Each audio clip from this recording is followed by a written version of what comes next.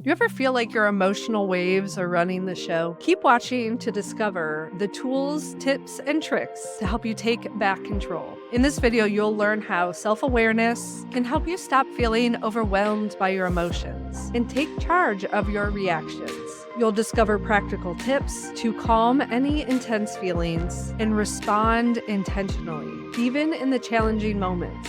You'll gain the tools to effectively communicate by understanding your triggers and your emotions. When you master your emotional responses, it empowers you to navigate life with greater ease and clarity. Today, you'll walk away with simple techniques to build emotional awareness and regain composure fast. Before we dive in, let's talk about the ups and downs of mastering self-awareness and emotional control. So some of the pros is that emotional stability leads to higher productivity, stronger relationship with those around you, and a calmer mindset. Greater self-awareness fosters meaningful relationships and improved communication. But let's talk about some of the difficulties in it. Let's admit, confronting emotional triggers are uncomfortable. It requires consistent practice and patience to break old habits. But we're going to work through this together. Be sure to stick around for the action steps, tips, and tricks in navigating this energy. If you feel like your energy or emotions are all over the place, you're not alone. There's different energetic tools that could give you insight on how to deal with these different areas of your life. So for example, if you were to look at your human design,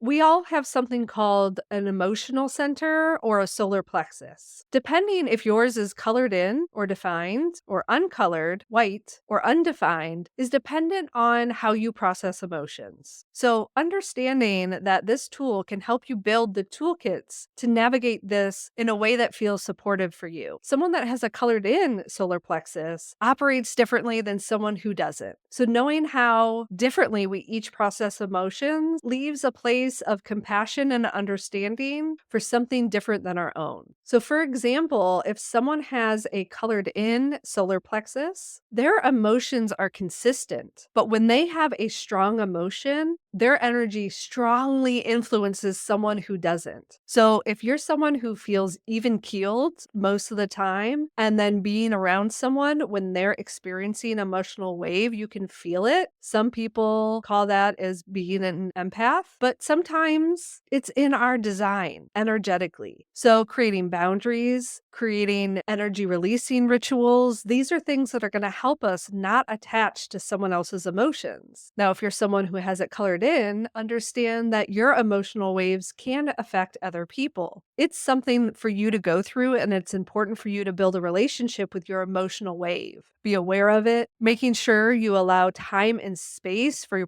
processing decisions so that you can go through the emotional wave. Emotions aren't bad. And when we give them that label, it's setting up ourselves for having a negative mindset about certain emotions. You know, I've heard this saying before, it's okay to be angry. It's not okay to be mean. And this is what we mean about controlling your emotions. We have the right to feel angry, but it's up to us to react in a way that is good for ourselves in healing, and that those emotions aren't going to negatively affect other people. Some other tools we can use looking at the idea of emotions is our menstrual cycle if we experience one. The luteal phase is a time where we have more emotional vulnerability. So this is a time where we should create more boundaries and safe spaces in communicating the space we need so that we aren't put in a place where we aren't reactive. Now, moon phases in astrology are also aspects that can affect our emotions. The full moon is linked to heightened emotions. So when we understand that the energy around us could also affect our emotions, it's up to us to create the boundaries. I'm sure you've gone out when there's been a heightened full moon and you could feel the energy, you just didn't know it, whether you're spiritual or not. Making sure when you know there's this intense emotional energy about to happen, maybe get your grocery shopping done a few days before. And if you're going to order takeout, have it be DoorDash so you don't have to go out in public. Sometimes we can't avoid going out in public, and it's putting up the energetic boundaries to protect ourselves. So it's understanding that we have a certain amount of control in how we react to things. So now that we've talked about some spiritual tools that could help us navigate energy, let's dive into the action steps to help you go through your emotional waves and bring more self-awareness to your consciousness. It always takes action to be able to break through anything that's limiting our potential, whether that's emotions or just the self-awareness we need to move forward. So first off, I want to congratulate you. I'm so proud that you're showing up to do the work. This is what my community is all about, is empowering each other to step into our highest being so that we can go after our goals and manifestations. So if you haven't yet, make sure you're subscribed. So the first action step is to identify emotional triggers. Anytime you have some sort of wave of emotion, make sure you write it down. Say you're somewhere and you don't have your journal handy, create a list in your notes app of emotions that arise that don't feel settled in your body. That way, when you have a moment to journal, you have a list that is handy that you can refer to. Once you become aware of these emotions that rise up, it's important to create a practice of pausing, giving yourself an opportunity to reflect. Why is this triggering me? Because the purpose is to find these methods before reacting. We are going to get triggered. It's how we react to it in the moment is what's important.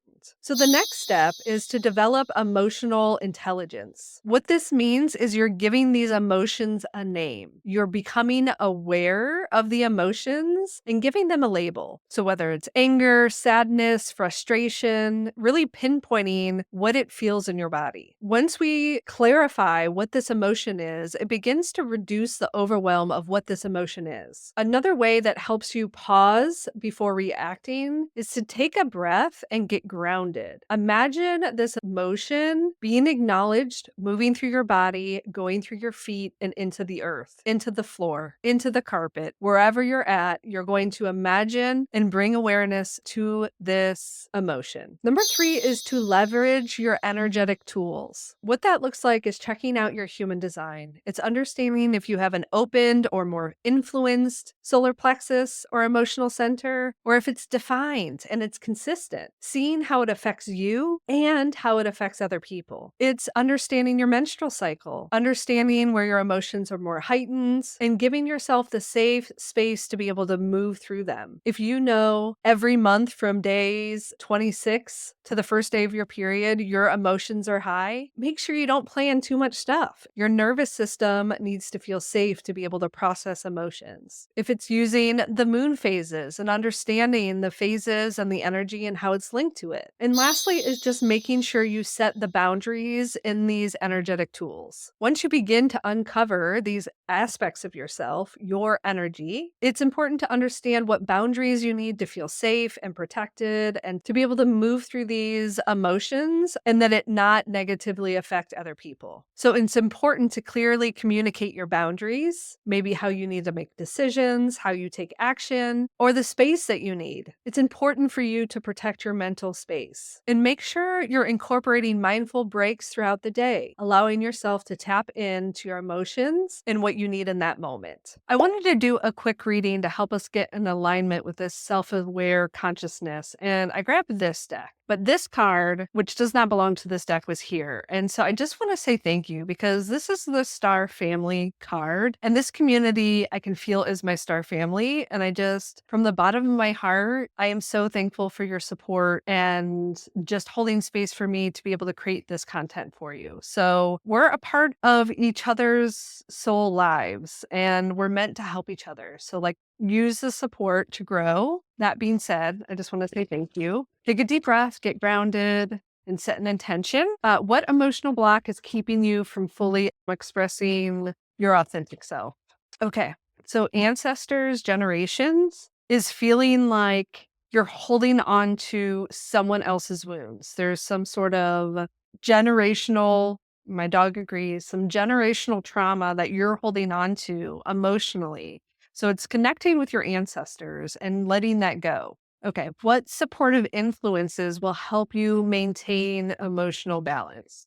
Okay, full moon, completion. So you are being called to use the full moon energy to work through your emotions. Use the energy of the moon to really connect with this. And if you're new here, I have a whole Manifesting with the Moon product suite that literally uses your energy and the moon's energy to work towards your goals. And it has the tools to help you work through these different things. There's exercises for limiting beliefs. It's like a toolkit to help you in whatever you need in that version. But like, I'm proud of you. I'm so thankful that we are here together and holding space for each other. So thank you. I am so proud of you for having the self-awareness to work through these emotional waves and giving yourself the insight and the tools to empower yourself to use them towards your dreams and goals. I empower you to use strategies that bridge spirituality and productivity so you can find the flow in your life. If you want to learn more about your human design, get my free interactive workbook at karadempsey.com/HD. And if you want deeper one-on-one guidance with this, be sure to check out my human design and tarot readings.